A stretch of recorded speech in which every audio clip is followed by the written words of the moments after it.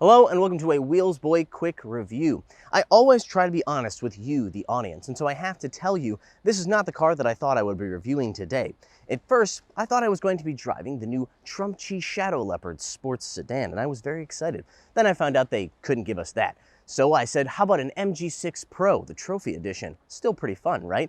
No, they didn't have that either. So instead, we're going to be driving this, the MG5.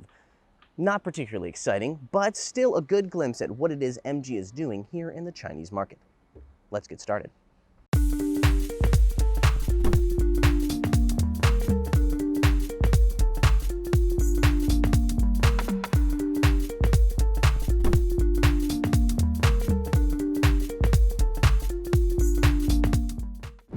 We'll start here on the front end, as we usually do, and you can see MG has their own interpretation of the big guppy or catfish mouth that you see on a lot of cars these days. As far as this kind of design language goes, I have to say, not too bad. It has a nice sporty look to it. That also includes the shape of the headlights here, which I find very nice. And, in case you didn't know these sporting pretenses, there's a little bit of carbon fiber down here on the lip. Is it real or not? I don't know, but it still looks good.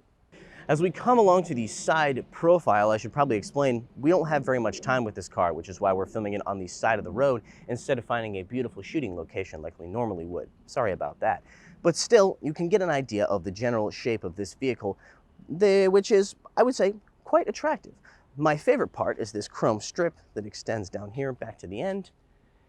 And the overall shape of the roofline, in my opinion, resembles that of the Mercedes-Benz CLA. A handsome car, so that is a compliment.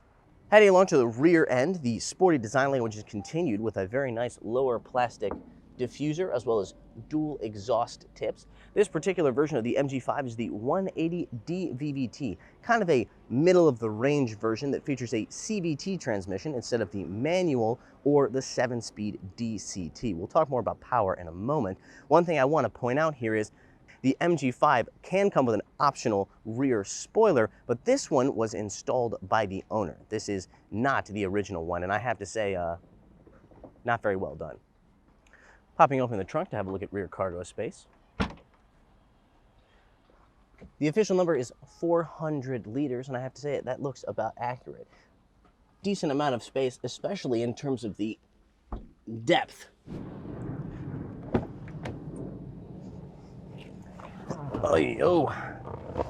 Taking a step inside, let's have a look at the interior. First thing I want to point out is that this has been used as a test car or a test drive car for quite some time, so the condition is not ideal, including the dirtiness of, well, everything. However, we can still get an impression of the overall design language, and I have to say, much like the exterior, very sporty. Everything seems to be somewhat driver-oriented, including the angle of the main screen here, as well as all the buttons as well.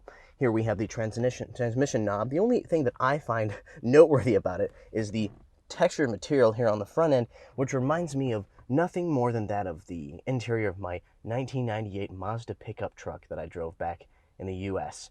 Not a compliment. That's not very nice.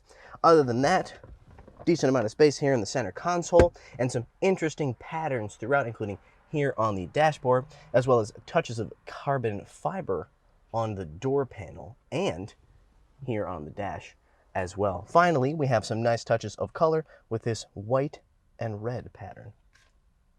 Coming around to the rear seating area, we can see that there is a continuation of the design language from the front, including the touches of carbon fiber here on the door panel, as well as the nice red and white materials that add a splash of color.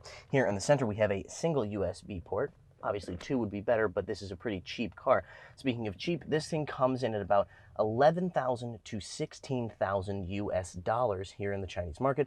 This particular car probably is around $13,000 or $14,000. Other than that, let's see, we have some decent leg room here, but headroom is pretty tight, mostly as a result, I'm sure, of this pretty sloping roofline, but this being a compact car, it is acceptable.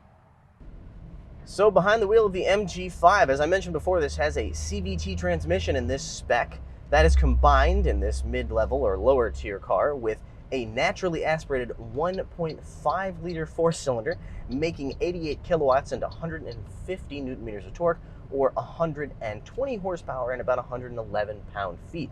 The result is lackadaisical acceleration, as you would expect. There is a more powerful 173 horsepower, 133 kilowatt version of the car, but this is not that one. This is more of an entry-level spec. So, despite the fact that the exterior makes a lot of promises regarding sporting intentions, as does the interior design, I'm not getting a lot of that. The same goes for the steering as well. MG cars are, of course, not known especially for their speed. They're known for their handling. So how does it work in that respect? Not particularly great. The steering is adjustable in terms of weight, but no matter what weight you use, there's not a whole lot of feedback coming through the front wheels. This is front-wheel drive, of course. Overall, no, not particularly good. And I would hope that, maybe it would at least be very comfortable. It's not particularly comfortable. It has McPherson struts up front, torsion beam in the rear, and the combination is not particularly great. Doesn't ride very comfortably. Pretty good amount of NVH, to be honest. Overall, I'm not blown away. It's very cheap. If I was to get a version of this car, I would get the 5-speed with the naturally aspirated 4-cylinder, and that might be able to wring out just a little bit more of the driving fun. So my big takeaway from this car, well, I had high expectations coming into it, and I couldn't help but have high expectations. MG is such a well-known brand for creating light, lithe sports cars that I was hoping they could inject a little bit of that DNA into this car.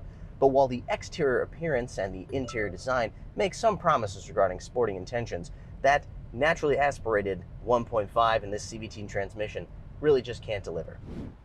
So there you have it. That was my first time behind the wheel of any MG ever, and I have to say, I wasn't really blown away, but I have not given up on the MG brand, not by a long shot. I look forward to driving something like the MG6, for example, especially the X-Power version, and seeing what it is they can really do when they get their sporting intentions in line.